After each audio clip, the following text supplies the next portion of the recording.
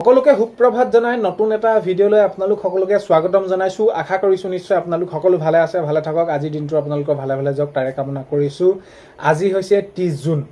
30 জুনৰ আজি ৰাতিপুৱাৰ কেইটামান গুৰুত্বপূৰ্ণ খবৰ আপোনালোকলৈ লৈ আহিছোঁ। আপোনালোকে ভিডিঅ'টো শেষলৈকে চাই আপোনালোকৰ মন্তব্য কমেণ্টৰ জৰিয়তে জনাবলৈ নাপাহৰিব। আৰু এইখিনিতে আপোনালোকক সদায় কোৱাৰ দৰে চেনেলটোলৈ আপোনালোক যিসকল নতুনকৈ আহিছে চেনেলটো ছাবস্ক্ৰাইব কৰাৰ লগতে কাষতে থকা বেল আইকনটো প্ৰেছ কৰি অল কৰি থ'ব, যাতে নতুন এটা ভিডিঅ' দিয়াৰ লগে লগে আপোনালোকে আগতীয়াকৈ চাবলৈ পায়। যদি ভিডিঅ'টো চাই ভাল পায় লাইক এটা কৰি দিব আৰু শ্বেয়াৰ কৰি দিব বুলি আশা কৰিলোঁ। এতিয়া আগন্তুক 20 বছৰলৈ BTR চিফ হৈ থাকিম বুলি এনেদৰে হাগ্ৰামা মহিলাই ডাঙৰে মন্তব্য কৰিছে। তেওঁ নিজে মন্তব্য কৰিছে যে আগন্তুক 20 বছৰলৈ BTR উন্নয়ন কৰিবলৈ হ'লে বা BTR উন্নয়ন হ'বলৈ হ'লে মই সেইখিনি থাকিমেই আৰু এতিয়া BTR চিফ হৈ ময়ে থাকিম বুলি হাগ্ৰামা মহিলাৰে এনেদৰে মন্তব্য কৰা দেখা গৈছে। নেক্সট খবৰ হৈছে গুৱাহাটীত পোহনীয়া কুকুৰ চুৰিয়ে জড়িত এটা চক্ৰ উৎখাত। তো এতিয়া গুৱাহাটীত এনেকুৱা ধৰণৰ হৈ পৰিছে, মানে এই যে দুক্সৰ চক্ৰবিলাক, এই যে কোনোবা ডকাইত চুৰ এই এনেকুৱা ধৰণৰ, তো এই চুৰি যিবিলাক লৈ যায় কুকুৰবিলাক, পোহনীয়া কুকুৰবিলাক, আকৌ তেওঁলোকে সেইখিনি উচিত মূল্যত বিকেগৈ এই এনেকুৱা ধৰণৰ চক্ৰবিলাকে, দুষ্ট চক্ৰবিলাকে। তো এতিয়া এই দুষ্ট চক্ৰক কি কৰিছে, আৰক্ষীয়ে উৎখাত কৰাৰ লক্ষ্যৰে সেইখিনি নামি পৰিছে আৰু উৎখাত কৰিছে। কাৰণ কেলৈ এতিয়া যদি আমি শেহতীয়াকৈ এইকেইদিন চাওঁ তেনেহ'লে এই এনেকুৱা ধৰণৰ কাৰ্যবিলাক বহুত বেছি হৈছে। আজি যদি কোনোবা এজন লোকৰ ঘৰৰ পৰা পোহনীয়া কুকুৰ এটা নাইকিয়া হৈছে, কাইলৈ কোনোবা এজন ঘৰৰ পৰা নাইকিয়া হৈছে, তো এইবিলাক কথা বহুত বেছি হৈছে। এতিয়া গুৱাহাটীত পোহনীয়া কুকুৰ চুৰিয়ে যি কুকুৰ চুৰি কৰিছে সেইখিনি এটা যি দুঃচক্ৰ সেইখিনি উৎখাত কৰা দেখা গৈছে। নেক্সট খবৰ হৈছে ৰাজ্যৰ বান পৰিস্থিতিক লৈ মুখ্যমন্ত্ৰীৰ বাৰ্তালাপ কেন্দ্ৰীয় গৃহমন্ত্ৰীলৈ। তেতিয়া কেন্দ্ৰীয় গৃহমন্ত্ৰী হৈ গৃহমন্ত্ৰী ডাঙৰীয়াৰ লগত এইখিনি মাননীয় মুখ্যমন্ত্ৰী মহোদয়ে বাৰ্তালাপ কৰিছে, এই বিষয়ৰ পৰিস্থিতিৰ বিষয়ে কৈছে। আৰু এতিয়া আগন্তুক সময়ত যেতিয়া নেকি বানপানী শেষ হ'ব, খহনীয়া শেষ হ'ব, তো ইয়াক লৈ কেনেদৰে কি ৰোধ কৰিব পাৰি বা এই যি সাহায্য স্থায়ীভাৱে কেনেদৰে কি কৰিব পাৰি এইখিনিক লৈ আলোচনা কৰাৰ কথা কৈছে মাননীয় মুখ্যমন্ত্ৰী মহোদয়ে। আৰু এই বিষয়টো মুখ্যমন্ত্ৰী মহোদয়ে হওক বা গৃহমন্ত্ৰী ডাঙৰীয়াই হওক বা কেন্দ্ৰীয় চৰকাৰে হওক গুৰুত্ব সহকাৰে লৈছে। কাৰণ কেলৈ এই এনেকুৱা ধৰণৰ বানপানীৰ সময়ত, খহনীয়া সময়ত ৰাজ্যৰ বহুতো ক্ষয় ক্ষতি হয় আৰু বহুতো লোকৰ ঘৰ ভাঙি শেষ কৰে, পশুধন নাইকিয়া কৰে। তো এতিয়া বহুতখিনি হৈছে ক্ষয় ক্ষতি।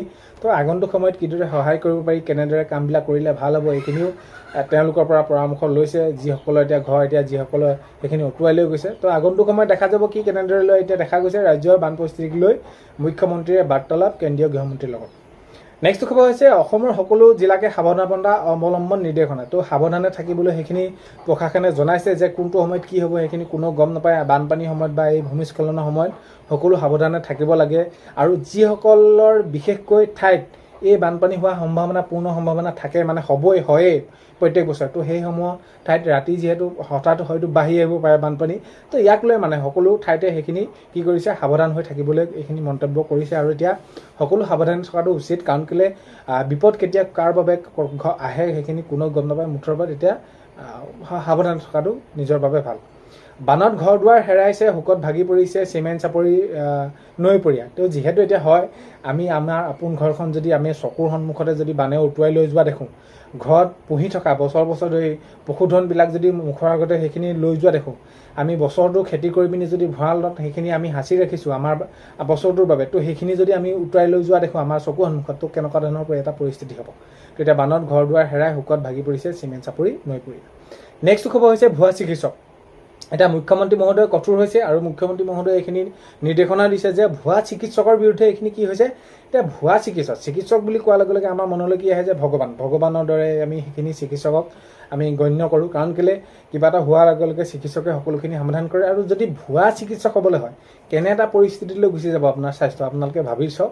তো এইখিনি ক্ষেত্ৰত কি কৰিছে, এইখিনি প্ৰশাসনে কঠোৰ পদক্ষেপ লৈছে। আৰু মুখ্যমন্ত্ৰী মহোদয়ে এই যি ভুৱা চিকিৎসকৰ বিৰুদ্ধে এইখিনি তেওঁ কি কৰিছে যে হয় আগন্তুক সময়ত এই কোনো ধৰণৰ এইখিনি ভুৱা চিকিৎসকে কিন্তু ৰেহাই নাপাব।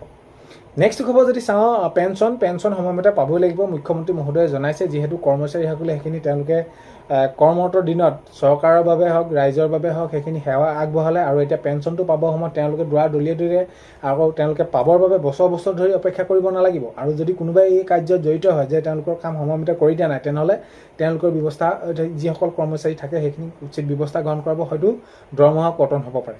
তো তেনেদৰে মন্তব্য জনাইছে। পেঞ্চনক লৈ তেওঁলোকৰ সেইখিনি প্ৰাপ্য, তেওঁলোকৰ অধিকাৰ সোনকালে সেইখিনি পাবই লাগিব। মুখ্যমন্ত্ৰী মহোদয়ে কঠোৰ নিৰ্দেশনা জনাইছে। উচ্ছেদ প্ৰক্ৰিয়া চলিবই। যোৱা সময়ছোৱাত 1.5 লাখ বিঘা ভূমিত উচ্ছেদ হৈছিলে, এইবাৰ 4-5 লাখ বিঘাত ভূমি উচ্ছেদ চলিব। 1 ইঞ্চি মাটি থকালৈকে আমি উচ্ছেদ কৰিমেই। উচ্ছেদক লৈ আমি কোনো ধৰণৰ ৰেহাই নকৰোঁ। আৰু আগন্তুক সময়ত বিভিন্ন স্থানত চৰকাৰী মাটিত কোনোবাই যদি অবৈধভাৱে দখল কৰি আছে তেনেহ'লে উচ্ছেদিক প্ৰক্ৰিয়া সেইখিনি চলিব।